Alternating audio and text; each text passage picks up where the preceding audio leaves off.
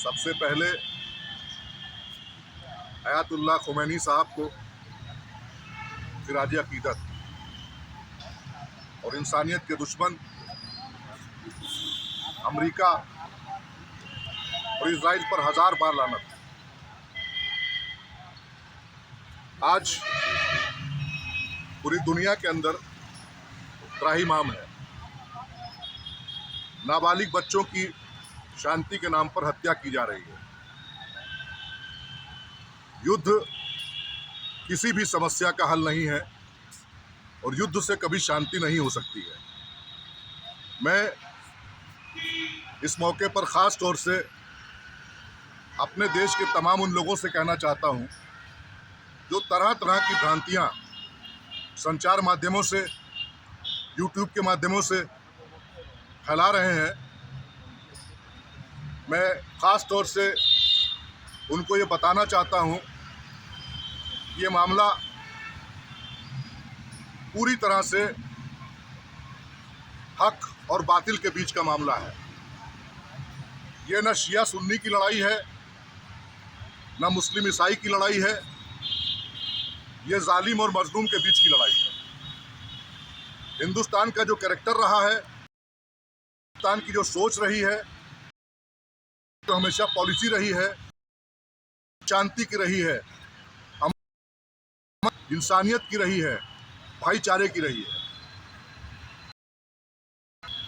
इस तरह से दुष्प्रचार कर रहे हैं, युद्ध को ना देखकर अपनी अपनी राजनीतिक रोटियां सेक रहे हैं।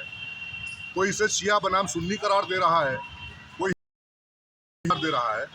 मैं उनसे हाथ जोड़कर रिक्वेस्ट करना चाहता हूं कि इस तरह का भ्रामक प्रचार बंद करें ताकि इंसानियत को सहारा मिले।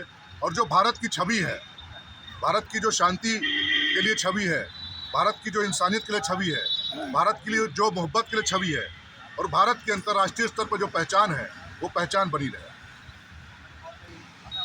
ये जो हमला अमेरिका और इजराइल ने ईरान पे किया है, ये उनकी तानाशाही है। जिस तरह से अमेरिका ने पहले वेनेजुएला के राष्ट्रपति का अपहरण किया उनकी पत्नी के साथ, उसके बाद ग्रीनलैंड पे दावा कर रहा है, और जिस तरह से अयातुल्लाह खामेनाई जी को वहाँ जाके उन्होंने मारा, उनके सर्वोच्च नेता को, और लगातार उसके ऊपर हमला कर रहा है। ये जो एक तरफा कार्रवाई है, इसकी सोशलिस्ट पार्टी इंडिया भर्त्सना करती है। और जो सबसे बुरी बात हुई है युद्ध में कि भारत के हिसाब से कि पहले ट्रंप ने भारत के ऊपर दबाव बनाया कि हम रूस का तेल न खरीदें, और ट्रंप ने कहा कि नरेंद्र मोदी मेरी बात मानते हैं, उन्होंने रूस से तेल खरीदना कम कर दिया। अब जबकि लड़ाई की वजह से तेल की आपूर्ति बाधित हुई है, तो अमेरिका कह रहा है कि अच्छा चलो 1 महीने के लिए खरीद लो। ये जो भारत की बेइज्जती नरेंद्र मोदी ने कराई है दुनिया के पैमाने पे, ये सब हम सब लोगों के लिए शर्म की बात है।